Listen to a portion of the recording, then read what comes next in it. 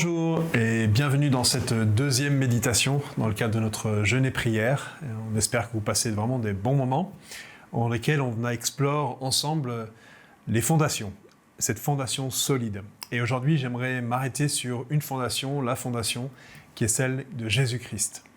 Et on va faire une lecture dans la lettre de Paul aux Corinthiens, dans la première lettre de Paul aux Corinthiens, chapitre 3 et verset 11.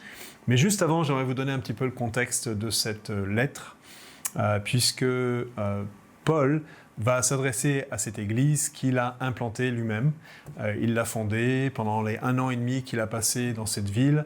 C'est une église qui a grandi rapidement. C'est dans cette ville portuaire, prospère, importante dans la Grèce antique. Et cette église va bien sûr se développer. Ensuite, par la suite, après son départ. Mais malheureusement, il va y avoir des difficultés dans cette église et c'est pour ça que Paul, très souvent, écrit des lettres d'ailleurs aux églises quand il y a des difficultés. Et il y a une crise en interne avec différents points et notamment un des points, c'est qu'il y a une division dans l'Église, sachant certains disant qu'ils sont plus de Paul, d'autres qui sont plus d'Apollos, qui était un enseignant qui était venu par la suite, et ça crée des tensions au sein de cette Église. Alors c'est là le contexte, et bien sûr Paul va leur rappeler qu'en fait tout ça, chacun de ces ministères sont en fait des canaux, mais qu'il y a une source, une fondation qui est unique, c'est celle de Jésus-Christ. Et on lit ça justement dans cette première lettre aux Corinthiens, chapitre 3, verset 11, il dit « Pour ce qui est du fondement, nul ne peut en poser un autre que celui qui est déjà en place, c'est-à-dire Jésus-Christ. » Il rappelle et il établit encore davantage que Jésus-Christ est la seule fondation pour toute l'Église. Et ça va être très utile pour nous parce qu'on doit se rappeler encore aujourd'hui, continuellement, quelle est notre fondation, quel est notre fondement, quelles sont nos racines. Et ça, c'est utile notamment pour l'unité de l'Église, l'unité des chrétiens. Paul, d'ailleurs, va développer ça dans 1 Corinthiens 12. On lit qu'il va parler qu'il y a une grande diversité de dons, de capacités, de talents, une panel de couleurs différents. Et même si on doit extrapoler, on va dire aussi une diversité d'églises, de style d'église, de culture d'église. Mais derrière tout ça, il y a un seul esprit, un seul fondement, Jésus-Christ. Et c'est pour ça que c'est important, parce que nous, naturellement, on aime voir ce qui est apparent. Et ce qui est apparent, on va dire, tiens, j'aime plutôt le bleu, ou je préfère le rose, ou je préfère telle ou telle couleur, ou tel style musical. On a tendance à apprécier ou pas certaines diversités. Et ça amène parfois du jugement. On catégorise, on trouve ça plutôt cool, pas cool, etc. Et ça, c'est vraiment l'être humain. Et c'est très naturel, même à cause de la culture, Paul va plusieurs fois devoir lutter pour garder une unité dans l'Église, notamment, particulièrement entre la culture juive et la culture grecque et des autres cultures dans lesquelles il va s'impliquer. Il va avoir cette tension qui va se passer. Et Paul va toujours dire, mais revenons à ce qui nous unit tous, c'est la fondation, c'est peut-être ce qui est moins visible d'un point de vue extérieur, mais qui est visible à l'intérieur des cœurs, c'est notre fondation, c'est notre relation avec Jésus-Christ. Alors, c'est encore la même chose aujourd'hui. On a encore besoin de revenir aux sources pour garder cette unité entre les chrétiens. C'est pas des copinages, c'est pas parce qu'on aime telle ou telle chose qui va faire que nous sommes unis. Ce qui fait l'unité de l'Église, ce qui fait sa force, c'est qu'elle comprend qu'elle est fondée sur un fondement fort, solide, c'est Jésus-Christ. Parce que ces luttes et ces combats, ça finit par nous affaiblir. Ça crée des failles, ça crée des tensions, ça crée même parfois du non-pardon, des blessures, des paroles qui vont choquer, qui vont briser, qui vont offenser les uns et les autres. Et l'Église a besoin de retrouver cette unité, cette richesse, toujours dans ce cadre-là. Et c'est vrai, en tant que personne membre de l'Église, lorsque je sais que je suis fondé en Jésus-Christ, je peux apprécier la richesse des diversités des ministères, la richesse de la diversité de l'Église, de la famille de Dieu. Et c'est nécessaire de toujours revenir à ce moment-là pour conserver cette unité, pour pouvoir nous rappeler qui était Jésus.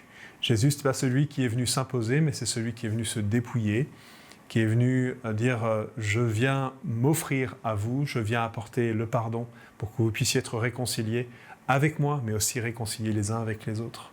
Donc c'est beaucoup de choses qui vont nous amener à garder toujours ce qui est Jésus pour nous. Et ça veut dire que plus je me rapproche de Jésus, plus je peux me rapprocher des autres. En fait, si nous faisons tous ce chemin d'aller revenir à nos sources, on va tous venir à la même source, s'abreuver la même source, et c'est là qu'on va voir qu'en fait on est pareil, on est tous avec ce besoin de Jésus-Christ, et c'est ça qui est notre fondement. Donc dans ce temps de jeûne et prière, on va prendre ce temps justement pour se rapprocher de Jésus, de cette personne extraordinaire qui a fait toute la différence dans nos vies. Mais c'est aussi important aussi de comprendre qu'on a besoin d'une fondation pour bâtir, construire notre identité. Jésus, lorsqu'il est venu à la rencontre de ceux qui avaient besoin, chacun d'entre nous, il est venu nous confronter aussi à d'autres influences. Et il va faire ça encore dans ce temps-là. Des influences qu'on peut avoir, c'est lié à notre histoire, lié à notre éducation, lié à notre famille, lié à notre culture, à tout ce qui pourrait prendre une place importante. Et comme Paul le dirait dans Romains 12, verset 2, il dit « Ne vous conformez pas à ce siècle présent, mais soyez transformés par le renouvellement de votre intelligence. » Et ce renouvellement et cette non-conformité avec l'environnement dans lequel on est, ça vient par se confronter avec cet fondement qui est celui de Jésus-Christ. Alors, à quoi ça ressemble de faire ça ? Déjà, ça veut dire qu'on doit considérer la personne. Tout commence et continue et se construit à travers une relation qu'on a avec Jésus. Plus je prends du temps avec lui, plus il va m'amener à distinguer ce qui vient de lui et ce qui ne vient pas de lui. Et je vais faire le choix de dire, oui, je choisis ce que toi tu me donnes. Je choisis de m'appuyer sur toi. J'ai choisi d'avoir confiance en toi. J'apprends de m'appuyer sur toi dans ma vie, au lieu de m'appuyer sur d'autres choses dans mon quotidien, que ce soit des richesses, que ce soit une popularité, que ce soit d'autres choses. Je ne veux pas que ces choses-là prennent la place que tu as, toi, dans ma vie. Et puis le deuxième aspect, c'est de s'appuyer sur son œuvre. Jésus, il n'est pas venu juste être un bon copain avec nous. Il est venu pour faire quelque chose d'extraordinaire. Il est venu donner sa vie pour qu'on soit réconcilié avec le Père, pour on devienne un avec lui et avec le Père, afin d'être une seule famille avec lui. Il est venu nous pardonner, il est venu nous sauver, il est venu nous apporter une vie nouvelle, nous faire naître nouveau. Il nous a apporté tellement de choses et de richesses incroyables. La parole de Dieu nous dit un héritage extraordinaire qui est en lui.